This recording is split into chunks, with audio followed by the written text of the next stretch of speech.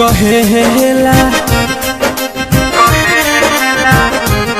मन कहेला कि पागल हो जईती, मन कहेला कि पागल हो जईती, याद न आईत कुछ।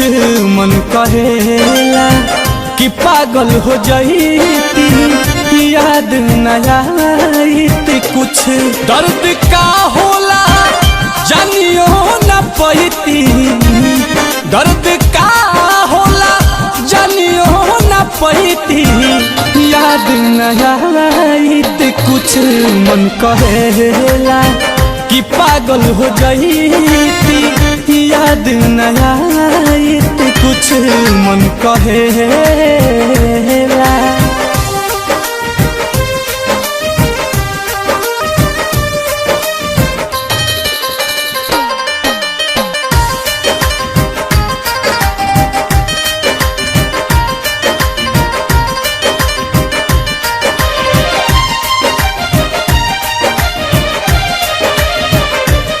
चाहे ठोकर मरते चाहे ताला, जुल्म के तनो करते जमाना।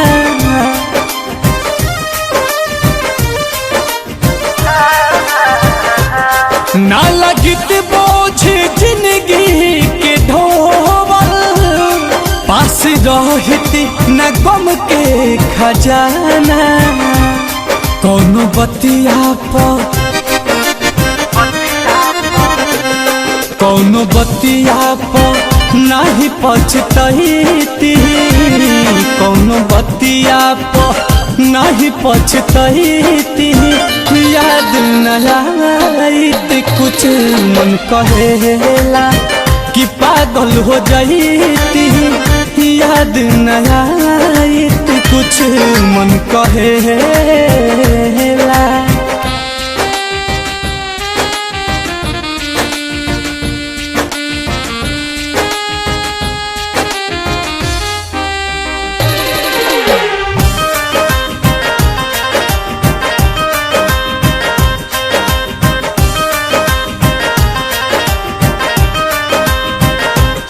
बस के दिलावा में दिल के दुखावे, प्यार जैसे बाऊ है रोवावे।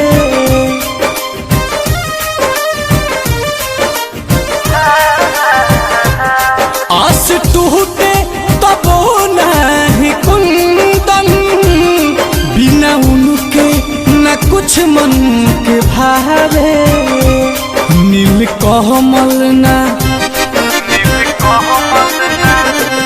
नील कमल ना उनसे भेटैती, नील कमल ना उनसे भेटैती, याद न आईत कुछ।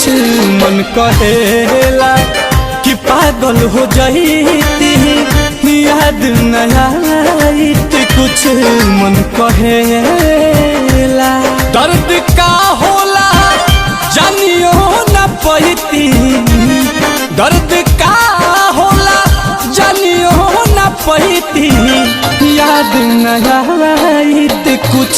मन कहेला कि पागल हो जईती, याद न आईत कुछ। मन कहेला